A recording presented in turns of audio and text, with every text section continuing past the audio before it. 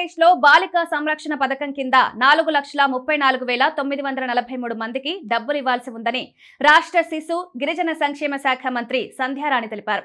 Rajahmundry urban MLA Adireddy Srinivas Reddy అడిగిన ప్రశ్నకు మంత్రి సమాధానమిచ్చారు. 2005లో ప్రారంభించిన ఈ పథకం ద్వారా ఆడపిల్ల పుట్టిన తర్వాత కుటుంబ నియంత్రణ చేయించుకుంటే డబ్బులు ఇస్తారు. ఒక ఆడపిల్ల పుడితే ₹1,00,000, ఇద్దరు ఆడపిల్లలు పుడితే 30,000 18 ఏళ్ల తర్వాత ఇస్తారు. అప్పట్లో ఎల్ఐసితో ఒప్పందం కుదిరింది. కానీ బాండ్ల గడువు ముగిసినా డబ్బులు విడుదల కాలేదు. తెలంగాణ, ఆంధ్రప్రదేశ్ మధ్య పథకం విభజన జరగలేదు. సమస్యను పరిష్కరించడానికి ప్రయత్నిస్తున్నాం. ఈ పథకం కింద చాలా మందికి ఇంకా డబ్బులు అందాల్సి ఉంది. ప్రభుత్వం దీనిపై దృష్టి పెట్టిందని తెలిపారు. వైఎస్ఆర్సీపీ ప్రభుత్వం బాలికా సంరక్షణ పథకాన్ని పట్టించుకోవడం లేదని ఎమ్మెల్యే ఆదిరెడ్డి శ్రీనివాస్ విమర్శించారు. కూటమి ప్రభుత్వం లబ్ధిదారులకు డబ్బులిప్పించి ఆదుకోవాలని కోరారు. త్వరలోనే గిరిజనులకు ట్రైకార్ రుణాలు ఇస్తామని హామీ ఇచ్చారు.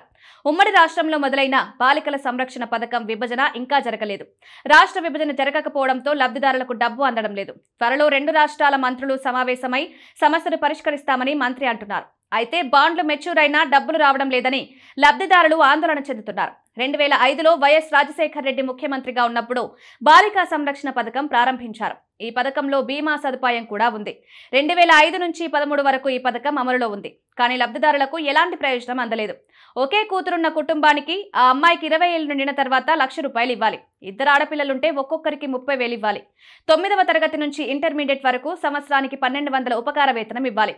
బాలికల తల్లిదండ్రులు చనిపోతే బీమా పరిహారం కూడా వర్తిస్తుంది. కానీ ఈ పథకం ద్వారా ఎవరికీ డబ్బులు అందలేదు.